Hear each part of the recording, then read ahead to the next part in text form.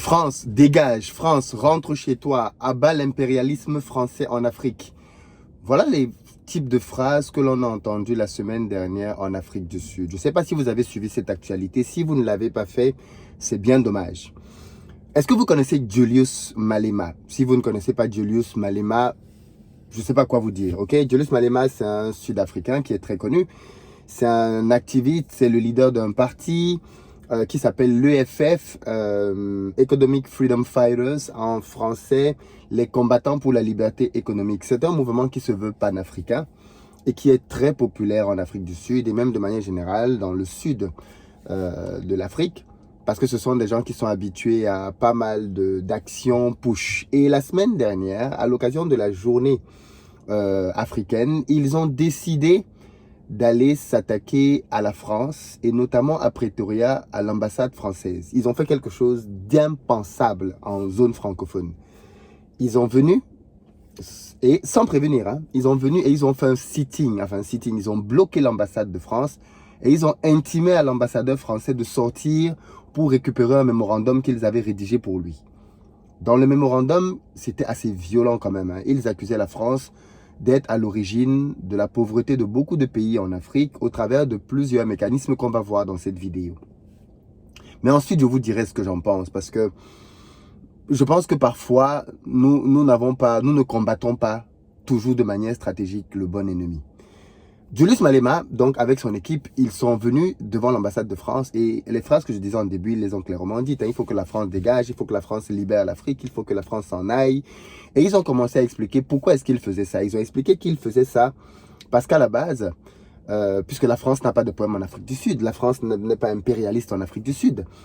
Ils ont expliqué que d'un, c'est parce qu'ils sont un mouvement panafricain et qu'ils croient à l'idéologie des pères du panafricanisme comme Kwame Nkrumah, ainsi de suite, Julius Nyerere et toutes ces personnes-là qui ont vu en l'Afrique un espace commun dans lequel on pouvait travailler ensemble et pouvoir notamment faire du business ensemble et s'entendre ensemble. Je rappelle que pour beaucoup d'analystes, et j'en fais partie, l'Union africaine, la vraie Union africaine, sera la solution à tous les problèmes qu'on a sur le continent. Tant qu'on est divisé comme on peut l'être, là, il sera toujours facile de pouvoir, pour une puissance, de venir et de manipuler à gauche, à droite. Mais le jour où on va devenir ensemble, le jour où on va se mettre ensemble pour faire les choses, beaucoup de choses vont changer en Afrique. Donc, il explique que dans cette idéologie-là, donc, qui consistait à faire de l'Afrique cet espace dans lequel les uns et les autres pouvaient travailler ensemble, faire du business ensemble, il se trouve qu'il y a encore aujourd'hui l'impérialisme qui est un frein à cela. Et il voulait marquer la journée en montrant que la France a continué dans sa mentalité à être impérialiste en Afrique et il fallait que ça s'arrête. Et donc, pour que ça s'arrête, ils ont donc décidé de poser un acte très fort qui consistait à aller à l'ambassade de France à Pretoria pour pouvoir faire donc le sitting dont je suis en train de vous parler afin de bloquer l'ambassadeur et exiger que l'ambassadeur sorte de l'ambassade. Ça, c'est très fort. Ils ont exigé que l'ambassadeur de France sorte de l'ambassade. Quand j'ai commencé à voir la vidéo, je me suis dit, bon, c'est du bluff. L'ambassadeur est sorti. Ils ont fait sortir l'ambassadeur de France de l'ambassade. Et qu'est-ce qu'ils disaient? Quel était leur mot? Très clairement. On va rester ici jusqu'à ce que l'ambassadeur sorte. Ne croyez pas qu'on va partir. De toutes les façons, tant qu'on reste ici, vous-même vous êtes bloqué là-dedans, vous ne pourrez pas sortir. Si vous ne sortez pas, les équipes vont se relayer ici jusqu'à ce que vous sortiez. Et je pense que les gens connaissent assez Julius Malema pour savoir que ce genre de propos, il ne les tient pas au hasard et il est capable de faire ça avec ses équipes. Donc au bout d'un certain temps, l'ambassadeur de France en Afrique du Sud est sorti pour pouvoir récupérer la lettre et faire un petit discours dans lequel il disait que, en gros, il a compris ce qui a été dit vis-à-vis de la France. Il ne peut pas signer le mémorandum. Il va transmettre les informations à Paris pour que Paris soit informé de cela. Mais il tient à préciser que la France est un ami de l'Afrique. La France est un partenaire de l'Afrique. J'étais surpris quand même, quelque part, de me dire, waouh, Julius Malema, finalement, c'est vraiment une grosse force de frappe. Mais après en y réfléchissant, je me suis dit, pourquoi ça se fait en Afrique du Sud? Pourquoi ça ne se fait? Alors attention, dans son discours, Julius Malema, il a été une dizaine de minutes à peine, hein, mais il a retracé l'histoire de la France en Afrique, les griefs qu'on pouvait reposer à la France en Afrique. Il a parlé de l'éducation. Il a insisté sur le fait que l'éducation en Afrique francophone était une éducation calquée sur le modèle français et donc qui finalement influençait dès la base les enfants à penser favorablement pour la France. Il a parlé des entreprises, des multinationales qui en Afrique bien évidemment signent des contrats inégalitaires pour les Africains, des multinationales qui avec les pressions politiques signent des contrats qui désavantagent les pays africains, en gros des contrats dans lesquels les pays africains se retrouvent encore en train de brader leurs matières premières plutôt que de s'enrichir avec, des contrats premiers, des contrats dans lesquels les pays africains se retrouvent à mettre à mal leur population. On a les cas comme Areva au Niger, dans lequel des zones dans lesquelles l'uranium est exploité, malheureusement, sont des zones irradiées et beaucoup de gens là-bas se retrouvent à être à mal dans leur santé. Il a développé beaucoup de choses. Donc, si vous comprenez un peu l'anglais, allez chercher ça sur Internet. Julius Malema, Afrique du Sud, vous allez trouver ça et vous allez écouter son discours. Et il explique donc justement que la France, au travers de ses bases militaires, maintient une pression sur les pays africains et bien évidemment sur le plan économique au travers de sa monnaie qui reste une monnaie commune partagée par 14 États en Afrique, ainsi de suite, ainsi de suite. Il a développé vraiment beaucoup de choses dans son discours, les choses que l'on connaît déjà un peu. Et il a conclu en disant qu'il fallait que ça cesse, qu'il fallait que cette France-là s'en aille, qu'elle dégage, qu'elle parte. Et quelques instants après, comme je disais, l'ambassadeur de France est sorti récupérer le document. À la suite de ça, l'ambassadeur de France a été interviewé par un média sud-africain dans l'ambassade pour répondre par rapport à cet acte-là. Et il a dit, et ça j'ai apprécié, qu'il ait dit que c'est totalement normal ce qui s'est passé. Vous avez entendu? C'est totalement normal. C'est un acte démocratique.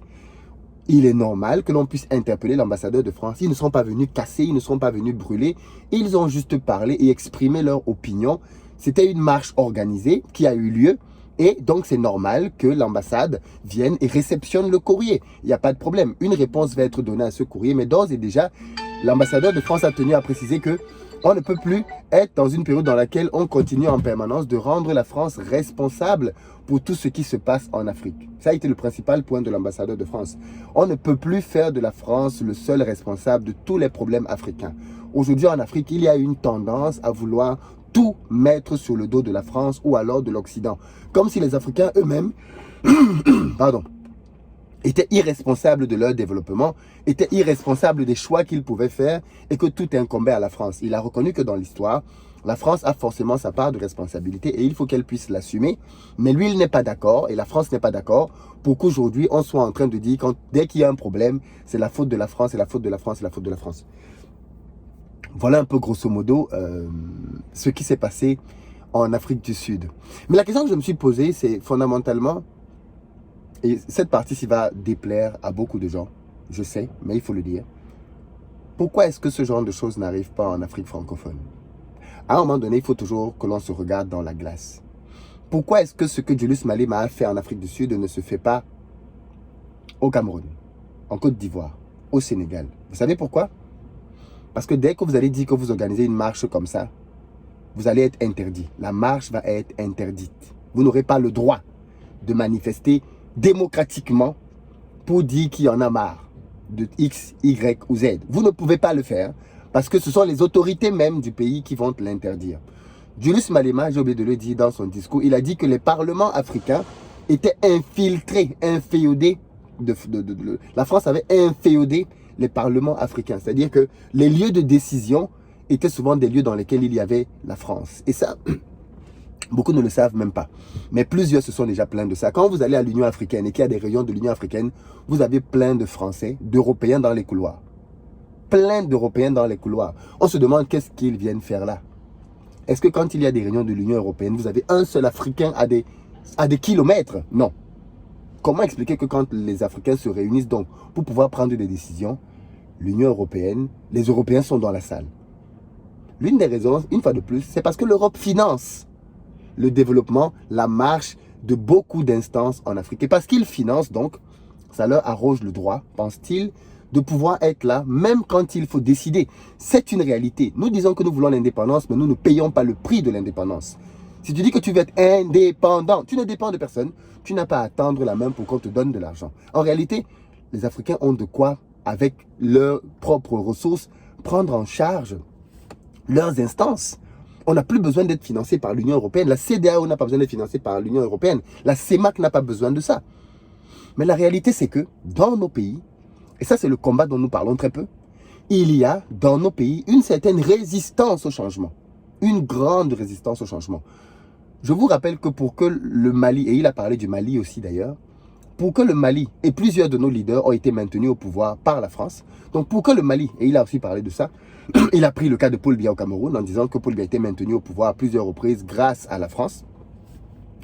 Il a pris très clairement des exemples patents que l'on peut vérifier. Il a pris le Mali, ainsi de suite. Donc là, je dis, ceux qui parlent anglais, vous avez tout intérêt à aller écouter le discours de Julius Malema. C'est assez intéressant. Mais, pardon, excusez-moi, j'ai la gorge. J'ai un chat dans la gorge. Un chat dans la gorge, comme on dit. Je suis désolé. Mais, pour revenir donc à notre sujet, pour terminer là-dessus, on va constater quand même que dans nos propres pays, nous n'avons pas ce courage. Pourquoi? Peut-être que c'est l'éducation que nous avons reçue depuis petit. Mais se lever pour dire stop, se lever pour dire on en a marre, les populations doivent le faire. Mais dans nos pays, on ne marche pas. Je vous rappelle qu'en France, pendant des mois et des mois, on a eu les gilets jaunes qui sortaient pour insulter chaque week-end le président de la République. Et c'était permis. C'est la démocratie. Dans nos pays, les marches sont systématiquement interdites quand ce n'est pas une marche pour soulever le président. Pourquoi? Pourquoi est-ce que nos propres populations ne grandissent pas démocratiquement? Comment voulez-vous qu'une population puisse se lever pour aller critiquer la France si elle n'est pas capable de critiquer ses propres dirigeants? Pour que le Mali puisse être dans la position où il est aujourd'hui de rupture avec la France, ce n'est pas la population malienne, ce sont les autorités. Ce sont les autorités maliennes qui ont instigé ça. Nous disons que nous sommes des sociétés démocratiques, mais nous cadrons bien le type de démocratie que l'on veut. Et notamment, les manifestations sont quasiment systématiquement interdites parce que ça va être un trouble à l'ordre public. Mais la manifestation fait partie des éléments fondamentaux de la démocratie. Pouvoir dire à ton leader, à ton dirigeant, je ne veux pas de ça, parce qu'il est là pour te représenter, doit être normal dans une démocratie. Mais dans nos pays, dès que tu parles de marche, c'est une tentative insurrectionnelle, tu veux faire tomber le pouvoir, ainsi de suite. Et ça, bien évidemment, ça maintient les populations dans une certaine peur et dans une certaine frustration qui fait que ce genre de choses peuvent arriver en Afrique du Sud, mais pas, malheureusement, en Côte d'Ivoire, au Cameroun, au Sénégal ou au Congo ou j'en sais rien d'autre. Et c'est dommage. Parce que du coup, les dirigeants de ce fait n'aident pas la population à mûrir démocratiquement. Parce qu'une population mûre démocratiquement bénéficie à tout le monde. Macron est en France, il est président. La population peut crier tout ce que vous voulez, il reste président. Mais les gens s'expriment. Alors bien évidemment, on peut lui reprocher plein de choses. Mais les institutions permettent un certain nombre de choses. Et moi, je pense que dans nos pays, ça devrait être la même logique. On devrait pouvoir aussi avoir cette maturité qui fait que les populations peuvent s'exprimer, pas simplement contre la France, mais contre quiconque va à l'encontre de ses intérêts, que ce soit demain la Chine ou les États-Unis ou ses propres dirigeants. Les populations doivent avoir la maturité qui consiste à se lever et dire stop, comme l'EFF de Julius Malema le fait en Afrique du Sud. Il est très connu parce que c'est quelqu'un qui n'hésite pas. Je rappelle qu'il a 41 ans, il est très jeune, Et il a commencé il y a bien longtemps. Rien n'empêche, rien ne devra empêcher que politiquement, nos leaders, nos jeunes puissent s'exprimer de cette manière-là. Qu'on n'attende pas simplement les élections pour qu'il y ait des meetings. Mais malheureusement, j'ai l'impression que nos propres dirigeants, ça peut leur bénéficier que les populations ne manifestent pas. Et du coup, on peut faire à peu près ce qu'on veut de manière quasiment en toute impunité. Et c'est dommage. Et comme vous le savez, ça laisse libre cours à tellement d'abus. Parce que les populations pensent qu'elles n'ont aucun moyen de se révolter, aucun moyen de se rébeller. Et ça, je pense qu'on devrait travailler à ça de manière beaucoup plus importante. On devrait pouvoir discuter avec nos dirigeants, mettre la pression, parce que c'est le rôle de la société civile, mettre la pression à nos dirigeants pour que les populations puissent être davantage libres. Que ce que Julius Malema a pu faire en Afrique du Sud, qu'après ça puisse se faire partout ailleurs sur le continent, sans que ça ne devienne quelque chose d'exceptionnel. On a le droit d'être contre, c'est de la démocratie. On a le droit d'exprimer ça. Et c'est à la police d'encadrer les marches. C'est à la police d'éviter les débordements. Mais c'est pas parce qu'il y a eu des débordements qu'on a dit que les gilets jaunes ne marchent plus. Non, parce que c'est un droit fondamental. Donc je pense que le droit de la révolte, le droit de ne pas être d'accord, le droit de dire stop, doit être quelque chose avec lequel on grandit. Mais vous savez, nos populations ont tellement été brimées que même quand quelqu'un souffre, ils souffrent en silence. Vous voyez, c'est un peu comme si on te fouette et on te dit, ne crie pas, ne pleure pas. On te fait, boum, tu serres la douleur au fond de toi. Malheureusement, il y a des parents qui sont champions pour faire ça. On te fouette et on te dit, tu ne pleures pas. Ça, c'est encore pire même que la chicotte. Mais bon, bref, c'est un peu ça la situation. C'est un peu ça la situation. C'est-à-dire que les gens souffrent, les gens suffoquent, mais ils ne peuvent même pas s'exprimer. Je ne sais pas ce que vous en pensez, vous, mais moi, je pense que c'est une urgence chez nous. C'est une urgence. Si on veut vraiment que le continent se libère, il faut que les populations se libèrent. Et pour que les populations se libèrent, il faut que les gens soient libres de s'exprimer, libres d'être d'accord et libres d'être contre. Très clairement. Dites-moi ce que vous en pensez. Mais je pense que c'est un sujet important.